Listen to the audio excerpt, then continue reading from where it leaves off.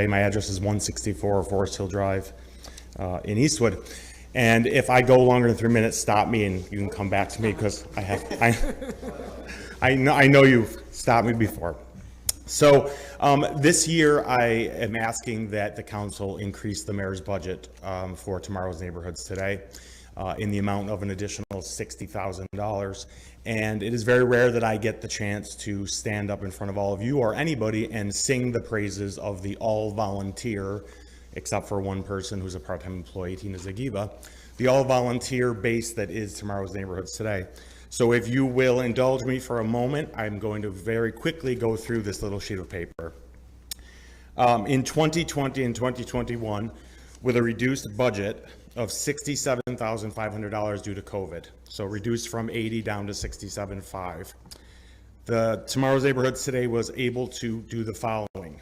Downtown, our favorite downtown, Heather Schroeder Downtown Committee, completed $1,100.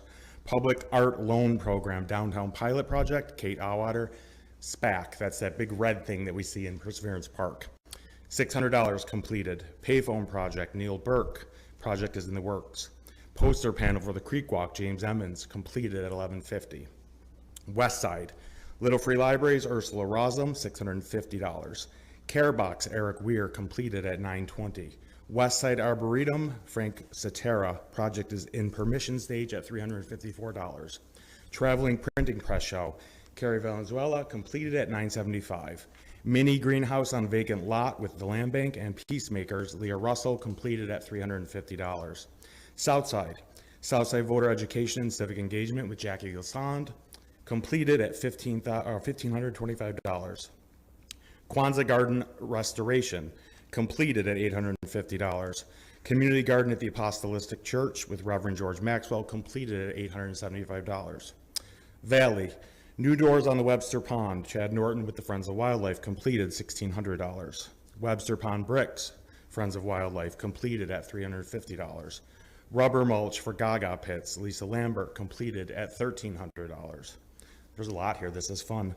East Side COVID era community building project, Maribel Arts with UNPA at $490. Virtual ghost tour with HOCPA, which is I think Historical Oakwood Cemetery Preservation Association, completed at $1,700. ACNA, Outer Comstock Neighborhood Association, project Little Libraries, signage beautification, Chris Dodson, completed at $2,250. We're rounding Eastwood. Eastwood, holiday flags on James Street with Growing Good Works, completed at $404.50. 2 trash cans, Lisa Matthews, completed at $1048. Doggy stations, Missy Zawacki, completed at $450. Beautification of the Eastwood signs, Jessica Campisti, completed $200. Story walk inside of Sunnycrest Park with the Girl Scout troop, completed at $200. Sunnycrest Forest Hill intersection enhancements, completed with the Huntington PTO at $840. TNT door hanger outreach, completed at $500 with Lisa McBride Matthews. The North Side, waste receptacle dome replacement with John Meyer, completed at $587.64. Community garden event with Syracuse Rise Refugee Program, completed at $1371.44. Youth flyers, Mary Celebrici, completed at $110. TNT sign outreach at Morris, completed at $1,215. Lakefront, beautification development of Franklin Square Park with Linda Lewin, completed at $3,210. That is that year. Can I keep going, or do you want me to come back after I let someone else go? No, we're going to come back, but when you get through with that, would you turn that into the clerk so that she can record it? I dropped it all off today, I think. Oh. In mailboxes, I dropped it off to, right to the office earlier today. Okay. Thank you. All right, Jimmy. We'll let the next speaker, who is Michael LaFleur.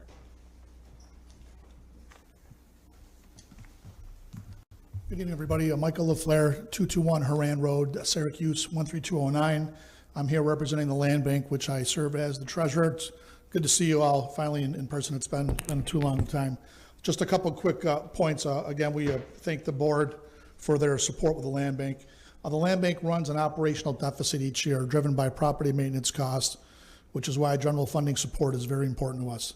Grant funds like ARPA, the Attorney General funds, and others can only be used for short-term deliverables which are stabilization, demolition, renovations, and new constructions. And these can't cover the costs like debris removal, mowing, sidewalk shoveling, and board ups. The $750,000 included for the land bank in the city's 2022-2023 budget is critical to ensuring the land bank remains solvent through June 30th of 2023. It's a good investment of public funds because if we weren't caring for these properties, the city would be doing so at a much higher unit cost and billing the property owners, ironically, who aren't paying their taxes to begin with or their maintenance bills.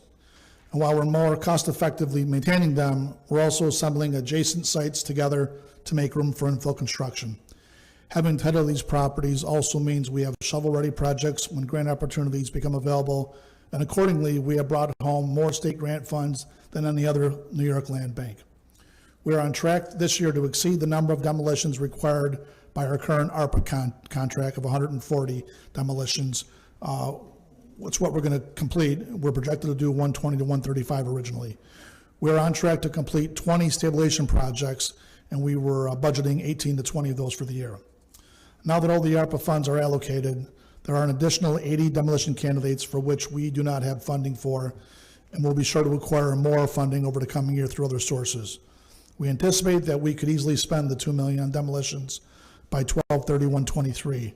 We will be seeking additional stabilization funds that will help us to sell more properties that otherwise would attract a buyer by reducing their renovation cost and bringing immediate satisfaction to the neighbors by ensuring that the exterior issues such as roofs, windows, siding, and porches are addressed as quickly as possible, even before we close with a buyer who will finish the interior.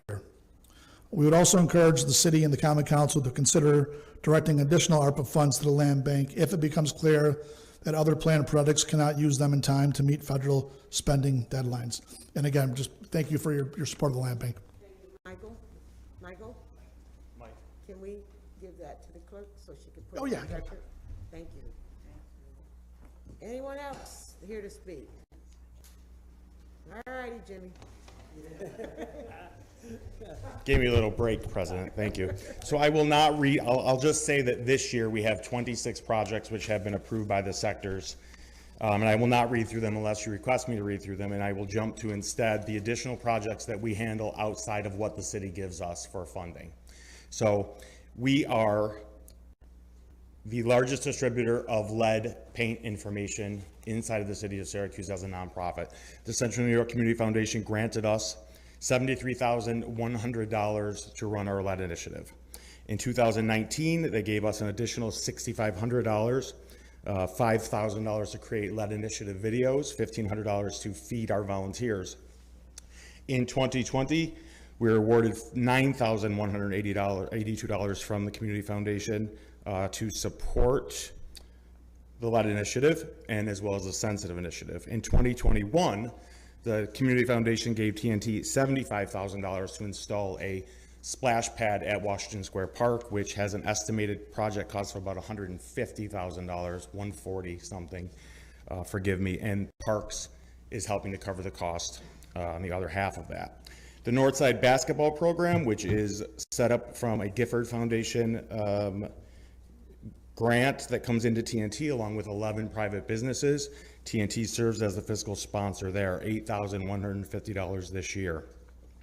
A $40,000 grant from UNSAC to be given out as 1% loans in the Sankova district on the south side. The Inner Harbor Water Access Program, which is going to be talked about quite a bit with the new initiative. TNT currently has encumbered $7,750 in funding to build a kayak launch directly into the Inner Harbor. We are short funding for that. This additional funds would make that project happen. Home headquarters, UNSAC grant. Home headquarters turned over $13,500 to TNT this year to help fix the problem with the Martin Luther King mural on the south side. TNT also is an active participant in the Block Blitz. We raised $5,000 the last Block Blitz for the home headquarters, which went to the Park Ave neighborhood. CDBG block grant of $6,000 just awarded to TNT for the Kwanzaa Garden at 917 Midland. ARPA, the American Rescue Plan, the city just awarded TNT $250,000, which will go to a mural program, which we have already launch our first one. The first one will be going on the side of the Delavan Art Gallery. The second building has been decided by the downtown sector to go on the side of the Jazz Central building, Larry Lunger's building.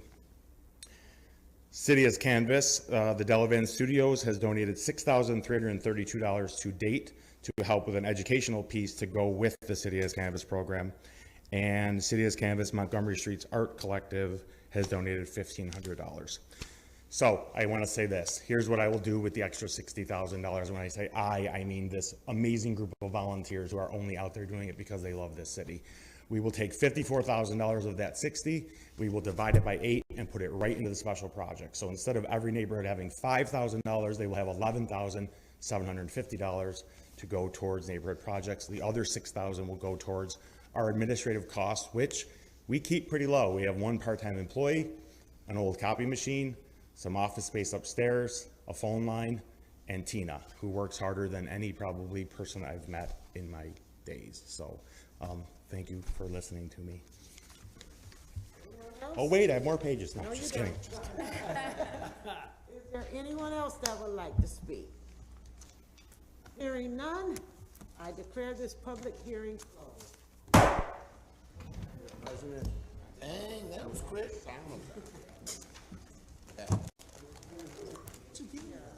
Sue?